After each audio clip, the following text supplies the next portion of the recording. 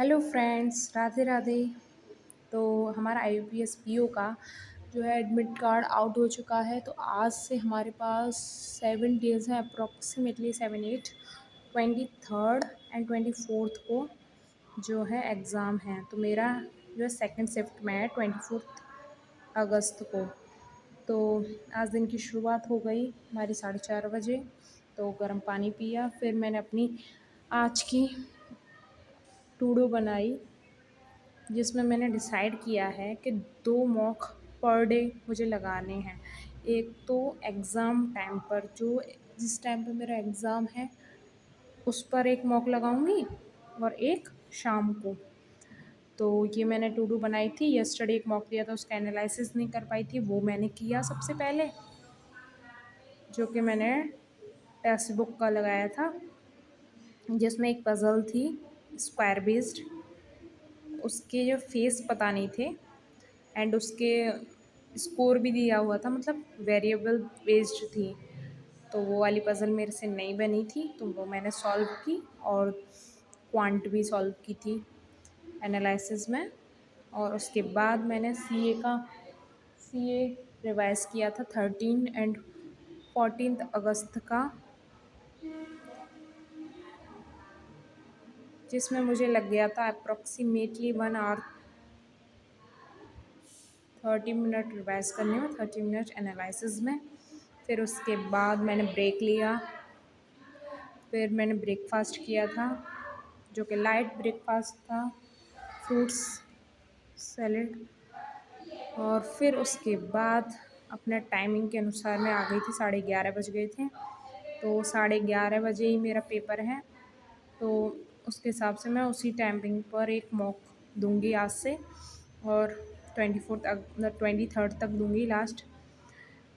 तो ये मेरा, मैं दे रही हूँ स्मार्ट कीड़ा का मॉक लगा रही हूँ, जिसका लेवल जो है सही था। इसका इंग्लिश का लेवल स्मार्ट कीड़ा का कंपैरेटिवली टेक्स्ट बुक से सही रहता है।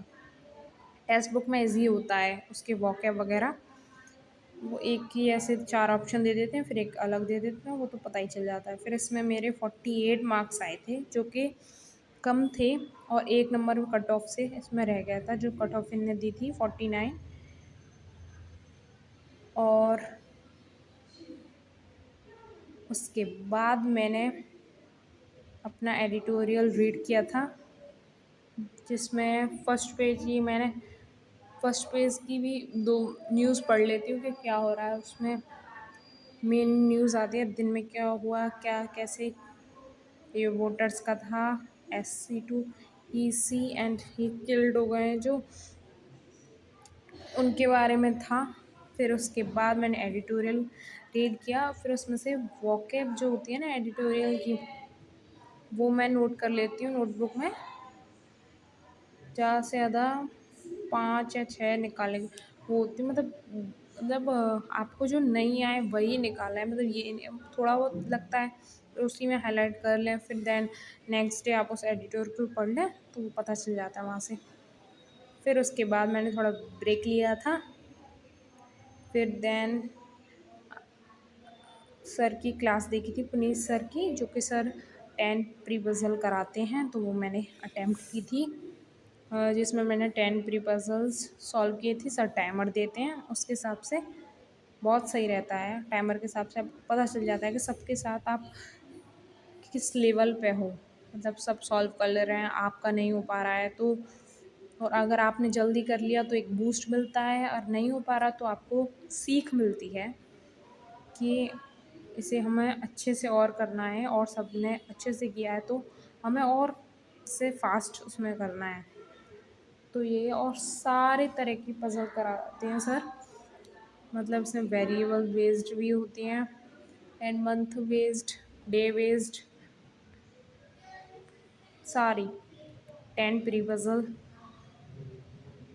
करी थी। तो जिनका लेवल जो है आईपीएस पीओ के इक्वली था। एसबीआई पीओ में तो अब की बार बहुत, मतलब एसबीआई पीओ के हिसाब से जो थी ना पज़ल, इजी आई थी अब की बार एग्ज़ाम में। IPS PO में देखते हैं क्या लेवल रहता है, लेट्स सी। और जिस हिसाब से ऐसा लग रहा था एक बार में 1 गो में हम कर सकते थे SBI PO का, मतलब थोड़ा लेंथी था पढ़ने में, बट एक ही बार में ये नहीं कि ज़्यादा आपको पॉसिबिलिटी लेनी पड़ रही है SBI PO वाले में, तो हमें पॉसिबिलिटी ज़्यादा नहीं लेनी पड़ रही थी, तो 1 गो में हो रहा था। अगर आप पूरा अच्छे से एकदम कंसंट्रेशन के साथ देखें, पढ़ें पज़ल को, सबसे मेन चीज़ ये होती है पज़ल की कि हमें कंसंट्रेशन के साथ पढ़ना होता है। मतलब एक भी लाइन अगर आपकी स्किप हुई तो आप मतलब वो आपको मतलब वो आप लाइन नहीं पढ़ पाएंगे, तो आपका पज़ल में कुछ दिक्कत आएगी कि ये इधर सेकंड टू द लेफ्ट बैठ रहा है, मेरा तो सेकंड टू द राइट बैठ रहा है, क्या हो गया, फिर आपको एकदम हाइपर हो जाते हैं, तो फिर हम दोबारा उसे री रीडिंग नहीं कर पाएंगे, हमें लगेगा कि इसे स्किप ही करो। वो एक लाइन आपका जो टाइम है वो भी टाइम भी वेस्ट हुआ, और एक लाइन भी आप दोबारा नहीं पढ़ पाएंगे। आप में इतनी ये नहीं रहेगी कि हमें लगेगा कि शायद पज़ल ही टफ है, तो हम उसे स्किप कर देंगे, और टाइम हमने पूरा दिया हमें उस पज़ल को। अगर हम उसे दोबारा और पढ़ लेते तो हम और अच्छा कर सकते, मतलब उस पज़ल को जो टाइम दिया वो हमारा वेस्ट नहीं जाता, वो हम एक लाइन पढ़कर फिर उसे सॉल्व कर सकते थे। उस एक लाइन की वजह से हमारा जो है वो गलत हो रहा था, तो हमें बहुत ध्यान से पज़ल करनी चाहिए।